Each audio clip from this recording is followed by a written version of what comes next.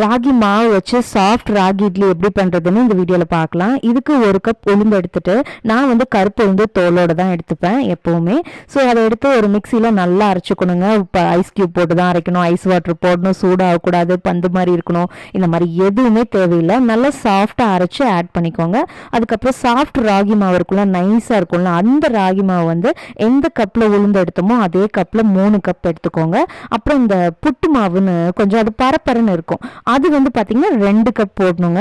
Soft மாவு 3 cup, புட்டு மாவு வந்து ராகியில் 2 கப் போட்டுட்டு உப்பு தேவையான அளவு போட்டு மிக்ஸ் பண்ணி மூடி வச்சிருங்க. ஒரு 4-5 மணி நேரத்தில் புளிச்சிடும். ஓவர் நைட்லாம் வச்சா கொஞ்சம் ரொம்ப புளிச்ச மாதிரி ஆயிரும். நான் ஒர்க் பண்ணிட்டு இருந்த டைமில் இந்த மாதிரி ரெசிபிஸ் எனக்கு நானே கண்டுபிடிச்சிக்கிட்டது. நீங்கள் 2 பேர் தான் இருக்கிறீங்க, உங்களுக்கு சிம்பிளாக சமைக்கணும்னாலும் இது யூஸ்ஃபுல்லாக இருக்கும், ஒர்க் பண்ணிட்டு இருக்கீங்கனாலும் யூஸ்ஃபுல்லாக இருக்கும்.